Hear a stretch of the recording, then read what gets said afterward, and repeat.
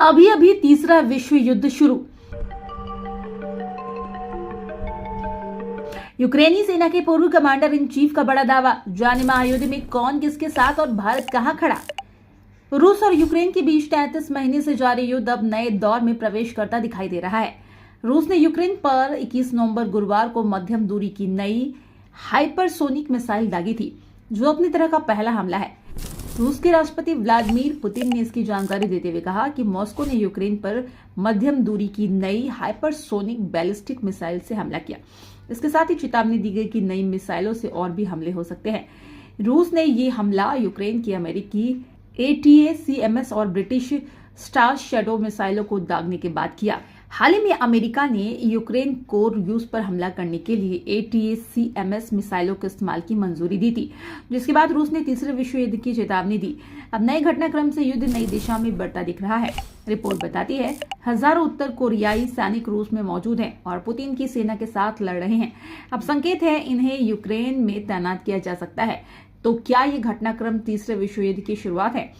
Ukraine की पूर्व commander in chief और ब्रिटेन में वर्तमान राजदूत वैलेरी जालूजी ने दावा किया कि रूसी सहयोगियों के उतरने के साथ ही तीसरा विश्व युद्ध शुरू हो गया है।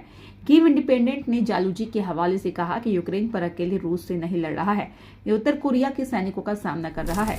ईरान निर्मित शाहेद ड्रोन यूक्रेन में नागरिकों को खुलेआम मार रहे हैं।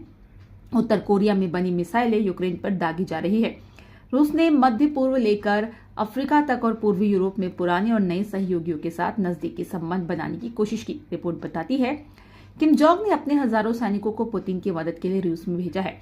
कुस्कर्क क्षेत्र में उत्तर कोरियाई सैनिक रूसी सैनिकों के साथ लड़ रहे हैं। इसके साथ ही रूसी सेना तोपखाने और बैलिस्टिक मिसाइलों के लिए भी तेजी से उत्तर कोरिया पर निर्भर हो रही है। उत्तर कोरिया के अलावा चीन भी रूस के साथ है। चीन ने रूस के इस दावे का समर्थन किया कि उसने पश्चिमी उकसावे के कारण 2022 में यूक्रेन पर हमला किया। मध्य पूर्व में अमेरिका का कट्टर विरोधी ईरान भी रूस का साथ दे रहा है। ईरान ने रूस को बड़ी मात्रा में ड्रोन उपलब्ध कराए हैं, जिनका इस्तेमाल यूक्रेन के खिलाफ किया गया है।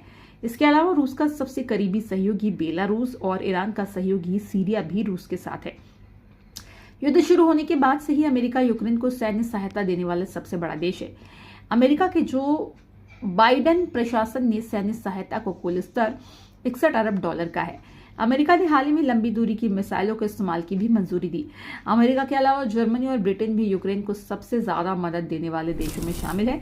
ब्रिटेन ने 7.8 अरब पाउंड सैन्य सहायता के लिए दिए ही। इसके साथ ही ब्रिटेन टैंक और लंबी दूरी की मिसाइलें भी मुहैया करा रहा है। यूक्रेन ने इसी सप्ताह ब्रिटिश स्टार्म शैडो मिसाइलों का इस्तेमाल किया।